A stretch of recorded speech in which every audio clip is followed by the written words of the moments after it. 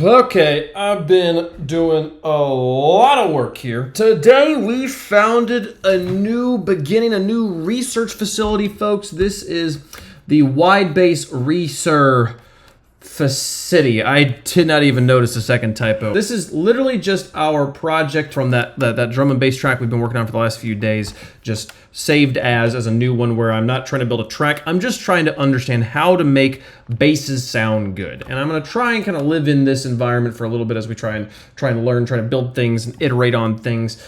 Down here you can see kind of first mono, first wide. What I'm gonna play you at the beginning here is what our groove, our drop sounded like before I founded the Wide Bass Research Facility, and then I'll play you what it sounds like today. Up here we have goniometer. You can see kind of its stereo field, and over here you got spans. You can kind of see what it sounds like. Let's play it.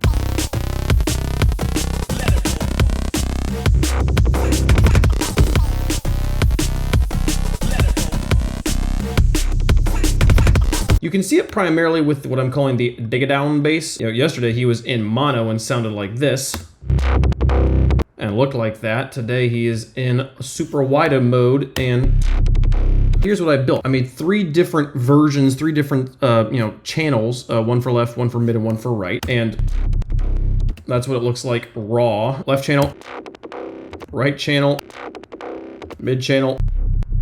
The mid channel's got that sub mono. They're all doing like the same thing, same version of the patch, but with the left and the right, I don't have the sub underneath, and then on the mid one, I do have the sub underneath, but I still also have this. We just have a pretty hard filter on top of it, so you're only getting, the low there. And then on the other ones, we've got this pretty hard cut, so you get a good old-fashioned just high kind of detail. When you put just these two without the sub in there, yeah, super good and round, super lots of not mononess. Obviously, we got one hard in the left, one hard in the right. These are also out of phase with each other on purpose. You can see this one is at position 46 on the wavetable because that was just where it sounded best with the FM. That was from the original patch when it was in mono. So on this one, we just added 180 to it and then went up to 227. 227 because it's technically like 46.8 something, and so like it rounds up. So like between the two of those, it creates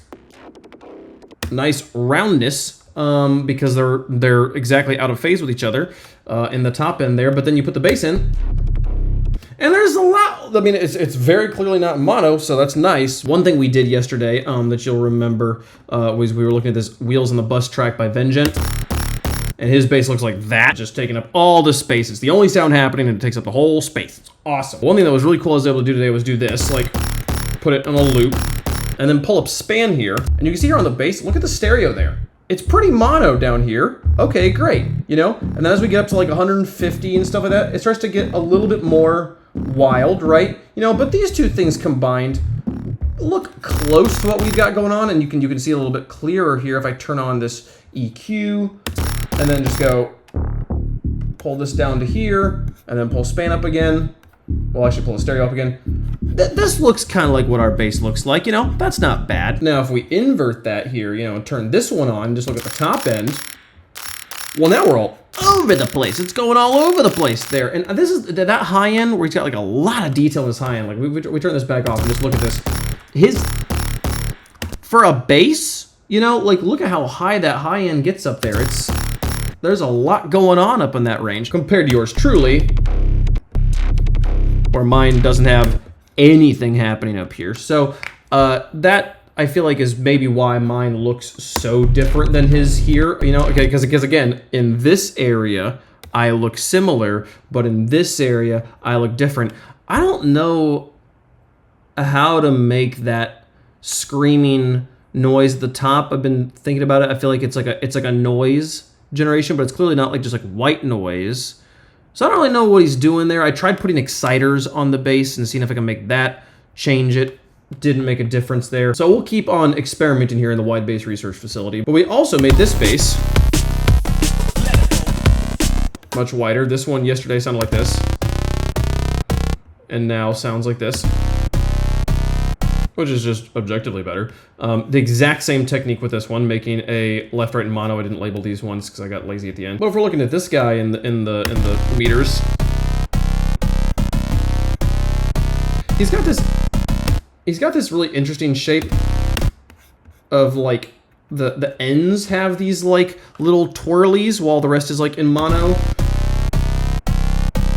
I am surprised that that doesn't look better, because if, you know, again, we just take these guys, it's this big cross, and I feel like this one's a cross here because it's so kind of pulsy that when I put the waves out of phase with each other, they're never really happening at the same time. It's like one's going and then the other's going. So it's going left, right, left, right, left, right, left, right, left, right. And so it gives it this X shape. Instead of it being like a line across where both left and right are happening at the same time but in opposite directions. But when you put the sub in there, I don't know, like it's just so much louder. I feel like if I pull this down, okay, like it looks a little bit better there. Like maybe that's the answer. I need to make these high-end partial ones a little bit louder. But you know, look at this one in span. It's got more detail happening up there in the top end than my other one did, so that's cool, but still nothing close to what Vengent was doing. So, I don't know, a lot of learning. I spent a good chunk of my afternoon, probably like 3 hours or so, like messing around with this at different times and also like practicing piano.